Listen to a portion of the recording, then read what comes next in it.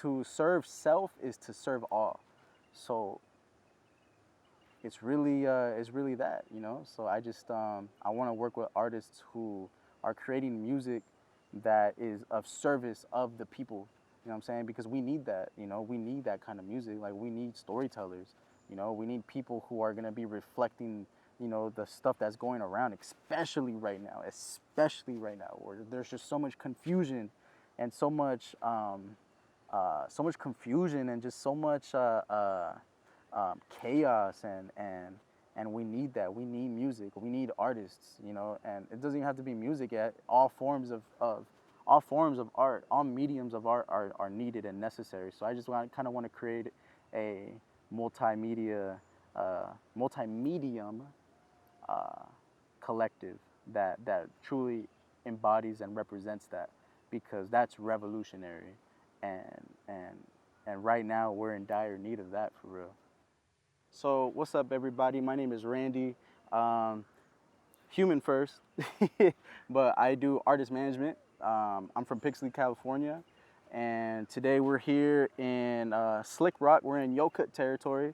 For those who are from the Central Valley, understand that Pixley and just all these towns are very rural, um, agricultural based. So you know, there's a lot of there's also a lot of raza out here. And it's a beautiful place, man. I mean, at the end of the day, it's home. Being a product of two immigrant parents, like, just instilled um, a lot of pride, and just a lot of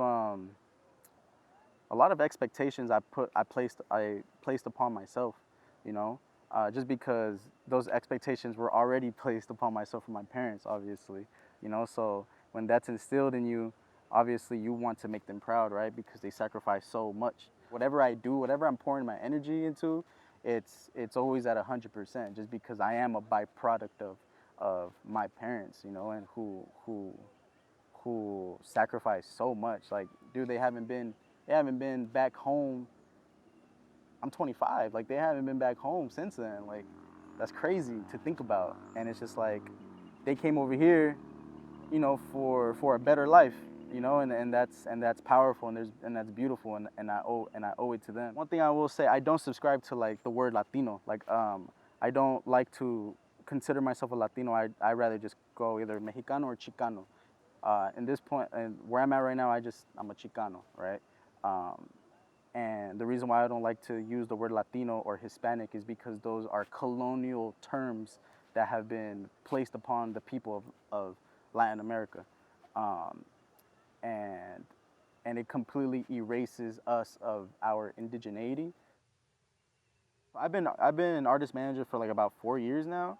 I think I started officially in 2020. 5 years, damn. And I started working locally here with the local artist, an incredible artist. And the way that started, I came across this particular artist on my phone on Snapchat, and he just posted some music, and I was just like, damn, like, this is dope. And I remember sliding up, and I was like, hey, you're really dope, you know, keep it up. And from there, you know, a relationship was formed, and then that led to me like just wanting to help somebody, because he was super sick, super dope, and he was from here. And me, I've always loved music growing up. Like, I'm a huge fan of music. I love music, especially hip hop. That's kind of like my foundation. You know, I love to collect music. I love collecting vinyl, and I love the history of hip hop. You know, because it's a radical art form, and I love that. You know, so I have a big connection to hip hop. You know what I mean? So going back to the artist that I was managing, or that I was helping, it led to me managing him, and that was kind of like my foot in the door. Um, did not know what the fuck I was doing at all. I liked his music. I thought it was dope.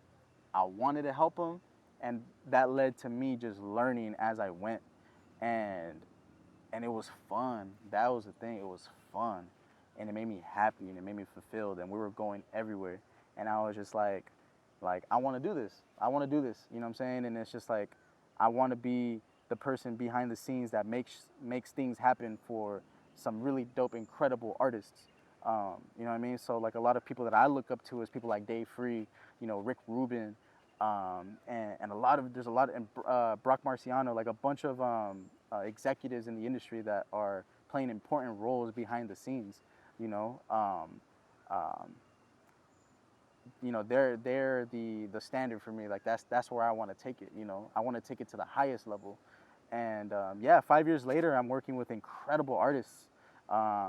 Just to name a few, well, to name all of them, I represent Yoshi Vintage, um, Ayana, Juno Glock, My Favorite Color, and Pilot Kid.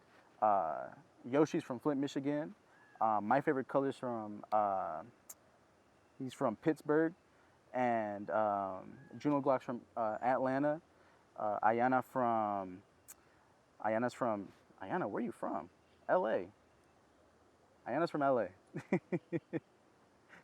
And Pilot Kid, fun fact, is actually from Fresno. My dog Pilot Kid. Yeah, shout out to Pilot Kid, man. That's my dog.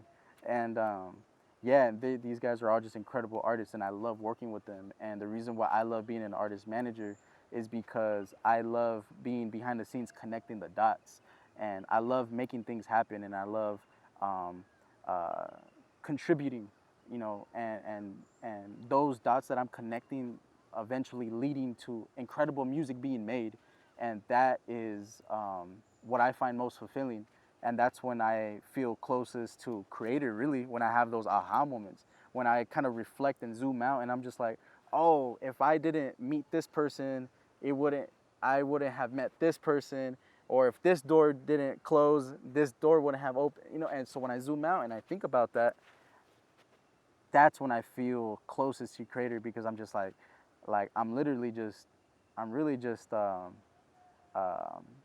turning my faith into concrete action and watching the results of that, you know, and just like, and so many serendipitous moments have happened where it's just like, damn, like I was supposed to meet this person today, or damn, like I was supposed to, you know, just watching that all unfold is beautiful, you know. So my heart is my compass, really, and that's just how I go about this. Kind of like what's next for me. I've been thinking about um, creating a collective, um, a label, one may say, you know. And pretty much my intention with this label is to create a home for some of our most vulnerable artists in the space.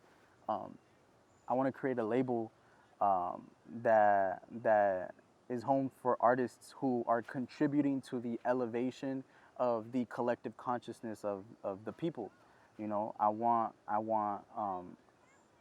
to be representing artists who are doing that, you know, because music is spiritual. Music is a universal language, right? So you could either use music to build, or you could use music to destroy, and I want to use, you know, I want to use music to build. You know, I want to create a home for artists to have full creative control, and to express themselves, and to create music that is going to make that happen, right?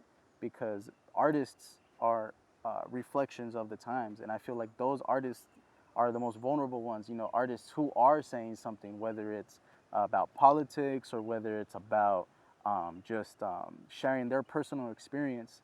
You know, like you know, like one of my favorite artists is Kendrick, right? Like Kendrick Lamar is one of my favorite artists because he's he's fully expressing himself, and one could relate to the music. So it's really just that, like, um, you know, working with artists who are great storytellers, people who are great writers, people who are able to make somebody feel something. That is who I want to work with, you know. Why community organizing is so important, because, you know, a lot of us are suffering from individualism, and that is really what how I feel about it. Is just like I really feel like it's the kryptonite to any form of collectivism, you know. And it's just like we need that more than ever, like more than ever. And it's just like everybody's just out to get it for themselves, when we could all just work together and all, and you know what I'm saying, and all benefit from it, you know what I'm saying. And it's just like all of those things, like individualism is just simply a